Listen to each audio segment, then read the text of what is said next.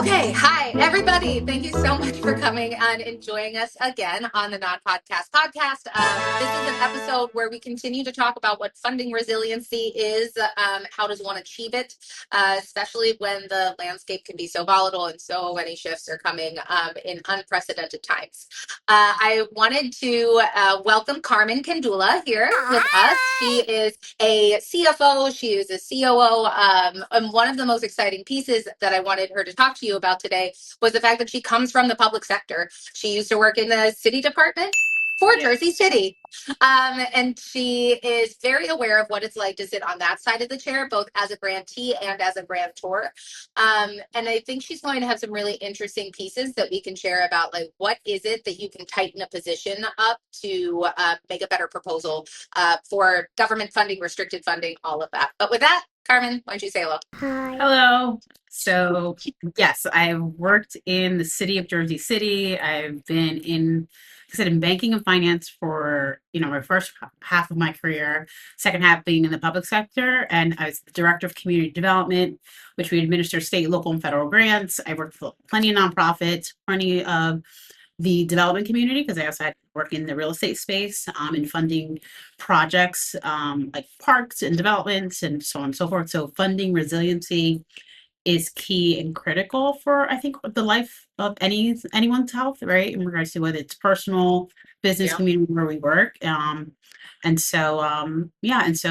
Happy to share insights today on what we're going to talk about and how I can best steward or give advice or give like real life examples of what happened or stories to share, whether you're a nonprofit, whether you're a small business owner, whether you're a cafe trying to open up and what that looked like and how to get funding and grants and so on and so forth. So I love that because you're right. Actually, financial or funding resiliency is really good as a person, not only as an organization. That is great. And now, sitting on the government side, what do you understand about public funding that maybe most nonprofit leaders don't? Like, what would be the inside scoop? yeah, so I think it's about aligning priorities and understanding the needs of both. While I think nonprofits have and government sectors have similar priorities and similar needs, we're addressing the community, but how do we address the community together? And so if we have a Department of Health or a Department of Youth Services, and you're a nonprofit that works in that space, oftentimes your vision and mission need to align. So I think it's important not only that you get in front of your elected officials, but you also get in front of the department heads or divisional heads that have to carry out the same kind of sort of functions that you need. And so I would often say, and I do say that a lot of and I say mine because I built relationships with a lot of my nonprofit executives. In my first year in Jersey City, I made it a point, since I worked in banking and I knew what it was to go out into the field and do business to business selling. I made it a point that in the first 100 days of me being in Jersey City and being the director of grants, that I understood the needs and the missions of the executives. I came with that experience. I walked into the community with that experience and built great relationships with a lot of my nonprofit organizations, because from the government's perspective, they had only been visited by a director to do a monitoring visit or to look at their audit or to look at something that they did bad. And, Yeah. it's coming in like the police. And while that is oftentimes the role that government entities have, your directors of within municipal areas, there are areas of compliance you have to adhere to, but there are other areas where we live in the policy space, we live in the execution space. And so I think that is important, that every executive director or nonprofit team leaders, even program managers, I built relationships with, so that I understood and we can align what was available, so that I could come back to the drawing board and say, hey, I have funding to give out. I now know this organization could carry it out. And we worked collaboratively, and I kind of sort of changed that relationship as these are extension and my partners to carry out things that I relatively, on the government side of things, we can't carry out. Like, we get millions of dollars from, the federal government, the state government. They're like, here, Yeah. carry it out. And you're like, wait, how am I going to get this funding? And now I have 12 months to carry it out. Well, if you don't have that relationship with people or organizations or nonprofit organizations or even the business community, it's going to be really hard. And the last thing we ever want to do is send money back, and oftentimes that does happen, and that's you're like that's the time that you're in, you know. Right. And I think, ugh, that must be hard to hear. Because you know what, it reminds me because Carmen also sat on our grants management panel that we had back in March. And you had said something, or at that panel, we had also said that too, like everybody hates the reporting piece. It's really you looked at as like onerous and burdensome, and the police are coming to see if I'm actually doing this. But there is also a way to look at that reporting and go, this is how I'm going to make friends. This is how I'm going to make my case. Because when we were prepping for this conversation last night, you had reminded me of like, you know your KPIs. I don't know your KPIs. My job is actually to sit in the government. So if you're coming to me and telling me, hey, this report that I'm putting together so you can better understand me helps you to be a better partner to them. And I can't imagine that that isn't true for more than just you in Jersey City. Yeah, yeah, no, it's really getting like beyond that, like it's understanding alignment and mission. Like they're serving, you know, such a large need, and so are we, and so we kind of sort of have to work collaboratively and say kind of sort of have these like collective KPI or collective community together in order to reach the goals. And so I think, you know, building a relationship and having conversations with your government entities is important to understand, because we have priorities that we have to carry out. We have to carry out the priorities of the executive, which have either is our mayor, is our county executive, or you know, it's the will of the council, who, you know, as well are elected, you know, officials that are seeing things. And so it is a collaborative aspect of how you're able to figure that out, and also to not to overburden um, areas. Some nonprofit organizations I spoke with, they're like, yeah, I was given this grant, and now I do this, and it's not even in mind and mission, Exactly. but it helped pay for admin and resources. So how do you build on that? Like, do you go out and get more grants, or you just have the staff of 2 or 3 that have been doing this for like 25 years, but Right. because you need that money for payroll? And so um, there was conversations that I had, or like technical assistance sessions that I did, and bringing the orgs together and collaborating, and then figuring out, hey, maybe you guys could do a memorandum of understanding together, and we all work together in concert, and you lead this and you lead that, and we work on these, you know, deliverables or strategies that you're looking for. And that was, you know, helpful. And sometimes it was contentious. We're like, you know, Right. you're stepping over my lane, and everything on the sore. And so Right. um But that's helpful, right? Because everybody says, oh, collaboration is the key. Go find another partner. But in reality, like everything can sound really good on paper, and not all of those relationships will be fruitful or productive. But I do think it's helpful to have more of your friends or more sister organizations that are looking at the same landscape. Because my next question to you is like, in these unprecedented times when there are shifts in government funding, what should the nonprofits be planning for now and not reacting to later? Yeah. I mean, it is about that conversation of resiliency, right? It's a conversation of there are going to be shifts in grants overall. We're still living in a post-COVID time and seeing the financial burdens of it. And so, how do you look up your fund development strategy? Like, how do you make your capital stack kind of sort of work, not just in real estate deals, but in operating deals? Like, you know, what do your donors look like? What do your unrestricted funding look like? Is this possibility a time where you need to reevaluate and have a, you know, change of theory of change in regards to like where the future of your organization go, because the funding's going in that particular way. So you know, where areas where you could raise and sell some things that could help your organization, like t-shirts, right? The last night we were together with an organization where like their branding, like you saw that shirt, you're like, I want to buy it, right? And so Yeah. and I want to be a part of it. And so there are things that we can think about, that how what makes up your stack. And some organizations are very government heavy, and that's a risk. Yeah. And those are things actually that has happened to do so. And what I did is I put together a technical assistance session. I hired another organization to bring in and talk about alternative funding strategies, so that you can help be resilient in ways that can help you carry out what you're looking to do. And you got to network. You have to continue to network beyond the space that you're in, and saying, hey, you know, do you know someone that would be want to contribute? Or look at your board. You know, your board makeup is also critically important. If you have had the same board standards and Yep. same contribution levels, that's not going to help you to grow. and that is, I think, another piece that either you're leaning into your board, or you're looking externally in regards to what that kind of sort of looks like. Right, because like who are your advocates and who are your pillars, right? Like we had talked about individual giving at this point, we've talked about direct response. And I think to that point, like who are the people that are around you? How do you build consensus within your organization that then like grows out? And I know even me saying it, it sounds almost exhausting because you're like, oh God, don't you think that's what I'm trying to do? But I also think there is a good way to be effective and saying like, all right, when was the last time I looked at my board? When was the last time we had any changes? And at least start from who do I know? Who are the people that are in my system that I can better utilize? And I think having somebody actually help you look and assess your own people with fresh eyes can also bring through, because we all get into a rhythm of like, no, I know these people, we're doing everything that we're supposed to be doing. And I think that's like a good spot to ask for other help, because like we all can get blindsided.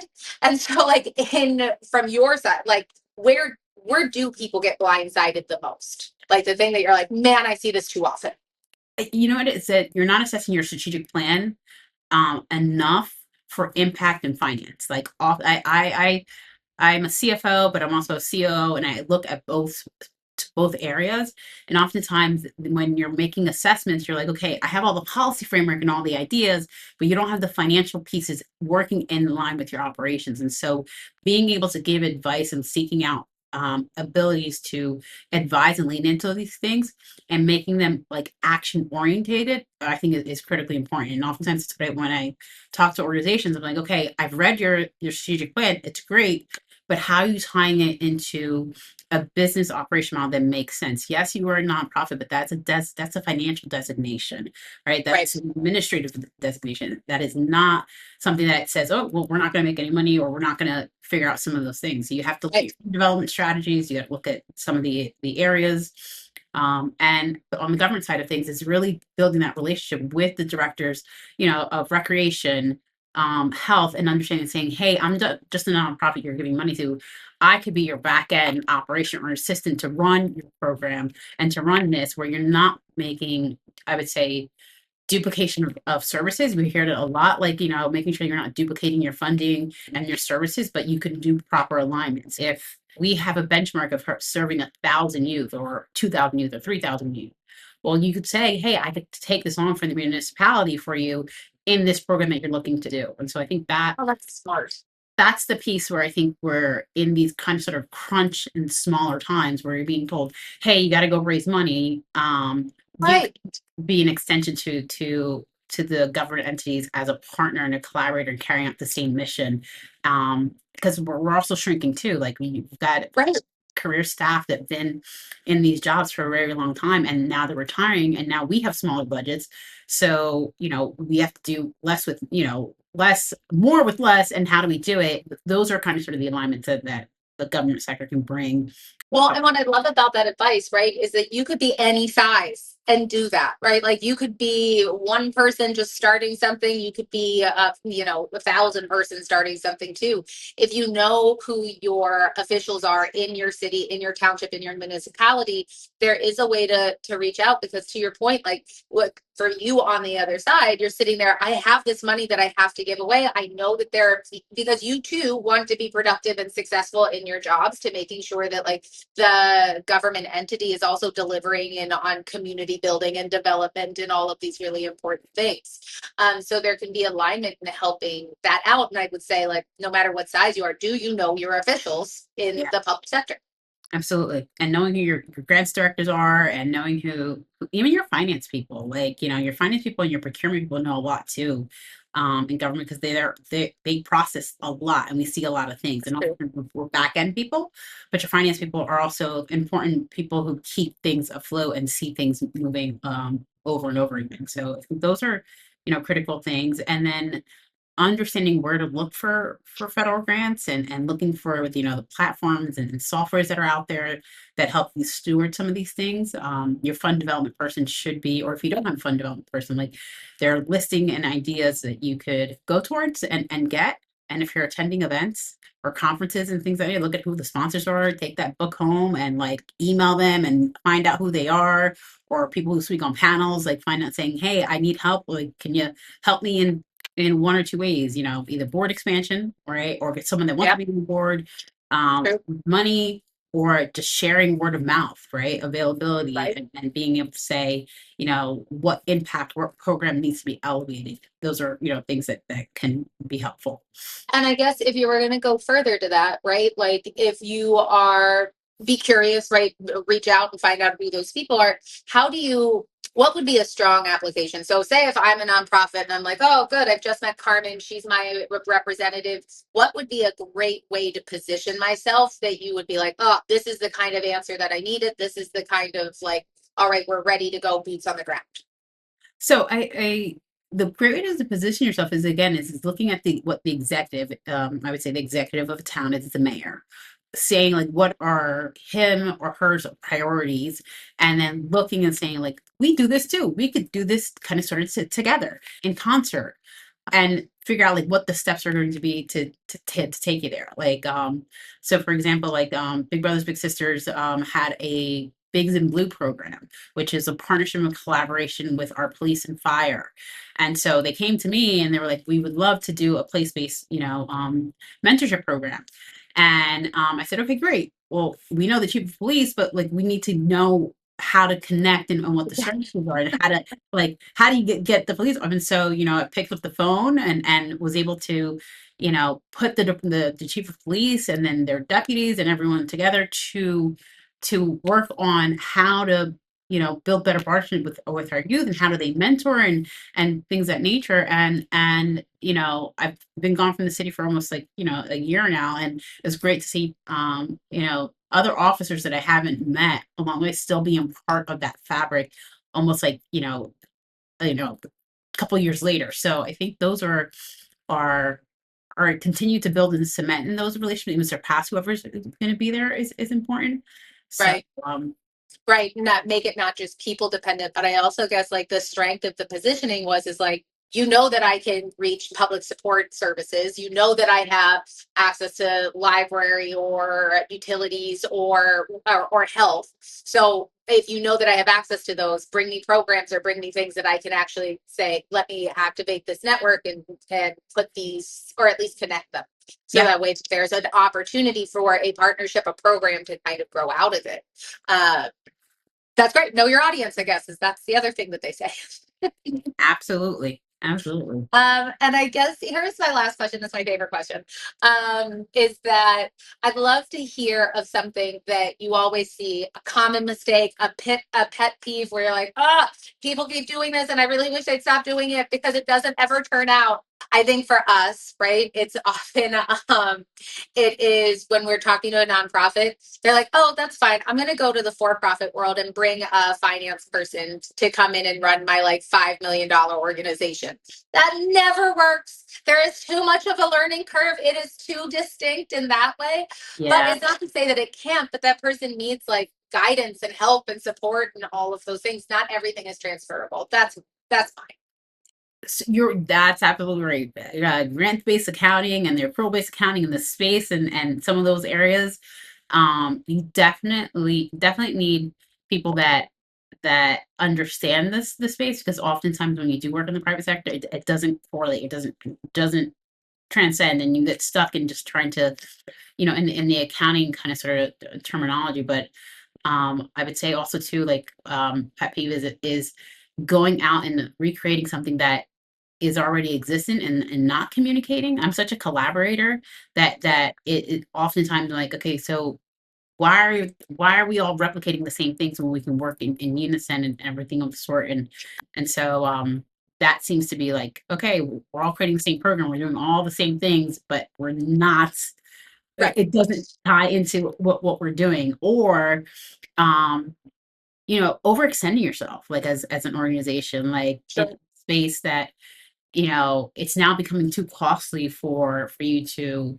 do what you need to do. And now you're like, wait, am I a nonprofit or am I now a foundation? Like, because those Right. those are two different things, right? And you have sub partners, but then you are carrying out these carrying costs that don't make any sense. Or if you are an organization that, nonprofit organization that's only like volunteer led, and you want to change, what you're doing, you sometimes have to give up some of the controls that you're doing in order to be successful, or bring in partners, right? Or bring in consultants, Yeah. bring in groups to help advise you, and thinking like, oh, it's not going to work when, what you need. Do you need a fundraising strategy first, or do you need someone to help write your strategic plan to have your vision, like getting out of your own way? Oh, good one. Good one. Getting out of your own way. Realize that that you don't know everything. Yeah. Realize that you're like, there is something here that I might be missing. So let me get some fresh eyes on it is a great pet peeve. That is a great, because it's so actionable and it's so human, right? Like, who among us doesn't need a fresh set of eyes to say, hey, is this process really working? Am I getting the right, outcome for the folks? And that's a great thing. Carmen, thank you so much for joining us. I think it was wonderful to hear it. If anybody is in need of some, hey, what do they see from the other side kind of perspective, please reach out. I'd love to put you in touch with Carmen. But thank you. And I guess we'll talk to you soon. Absolutely. Awesome. Bye. Bye.